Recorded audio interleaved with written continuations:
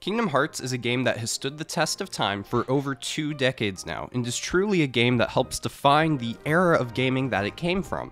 It's the story about a kid who gets hurled into various Disney properties, fending for himself with nothing but a giant key against creatures scarier than Fat Tom, the Disney fanatic down the street, solving issues with hearts, darkness, and light. If that sounds strange to you, it is. If you haven't played the game before, you might think, why?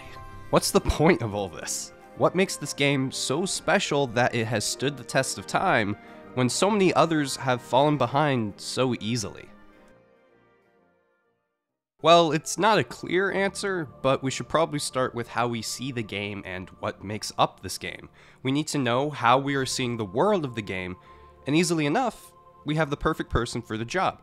Every game, or story in general, uses the main character as a sort of medium for the player. You see the world of the game through the eyes of the protagonist, or the person you're playing as. It's basic storytelling. I'm not going to be your writing 405 class or anything. So in this game, who is that? And you may be surprised, but in a Disney game, you don't play as Mickey. No. In this game, you play as some happy kid named Sora. Sora is exactly what I described him. He's just some happy-go-lucky kid enjoying some of his best days with his best friends while he's still young. He and his friends dream about the outside world and what could be. It's this sense of childlike wonder that keeps pulling them back into these thoughts again and again, until he and his friends decide to build a raft to see the outside world for themselves. Now, Sora's friends, Riku and Kairi, already have some characters with some pretty hefty depth to them. One of them definitely more than the other, and as much as I would like to talk about them, I'm not going to in this video. There are others out there who have already done it and have dissected this character so many times. I'm tired of watching the 5th Riku Deep Dive 3-hour video essay. Please guys, it has to stop. Anyways, just as they were finishing up the raft, things took a turn for the worst. Before I continue, I want you to picture something. You're 13, maybe 14, if even that. You still have that little bit of hope before high school comes and crushes your dreams and makes you question everything you've ever known.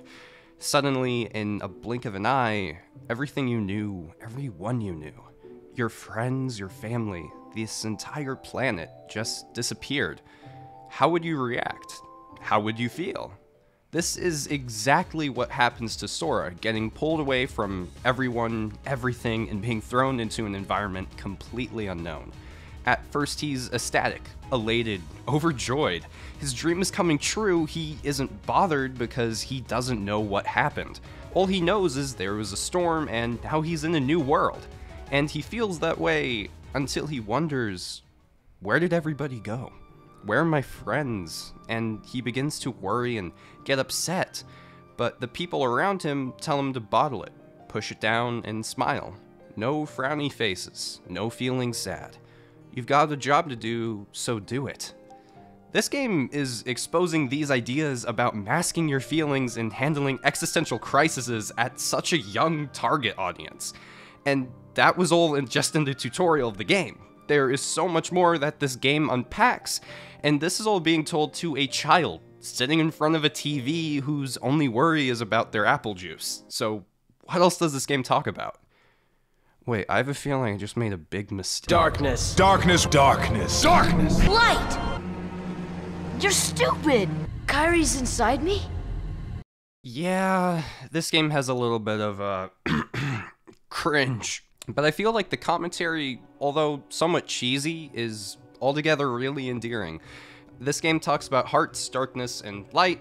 Pretty easy concepts to understand until you think about, what the fuck is a heart? And I'm not talking about this one. I know what that is. That's your blood core. It's where your blood comes from. Now, in terms of the game, I guess it's your soul. It's a tough topic because everybody knows what a heart is, and yet nobody knows how to describe it. Look, I don't know what you want from me, I do this shit for free. But what I find more interesting is how they talk about the heart with its interactions in light and darkness. Throughout Sora's journey, he faces the Heartless, or the dark manifestations of the heart. Sora has to protect these Disney worlds from the Heartless before it snuffs out the light and the world gets destroyed. He is encountering evil every twist and turn of his way, but throughout his journey, he gets to see the light in the worlds. Whether it's Peter Pan in Neverland or Aladdin in Agrabah, he gets to see the hearts of light in the worlds he visits. He gets to see the good in a bad situation because of these people. And as a result, Sora gets to see why protecting the light is important. Because we'd all be very sad if Genie would die. And all the while, there's this idea that's brewing in the background, an idea that is always there but doesn't appear until the end of the game, an idea that challenges everything that the player has seen. And the person carrying the light bulb is Ansem. Ansem is a character whose very title is the Seeker of Darkness. His name literally states that he focuses on the bad, the evil of the world. He's actively looking for the worst in every situation more than an overprotective mother with a toddler. Meanwhile, Sora is someone who sees the light of every situation and looks for the good in everything. It's a perfect final conflict to a wonderful journey, bringing a perfect antagonist that goes against everything Sora represents, everything he is. It is a satisfying fight through and through. In the final talk, and even during the fight, you can feel the conflict of ideas between Sora and Ansem giving form in the game in front of you, and gives a message that, even being all grown up, still feels nice to hear. Yes, this world contains tons of awful people, and there's terrible stuff going on wherever you look.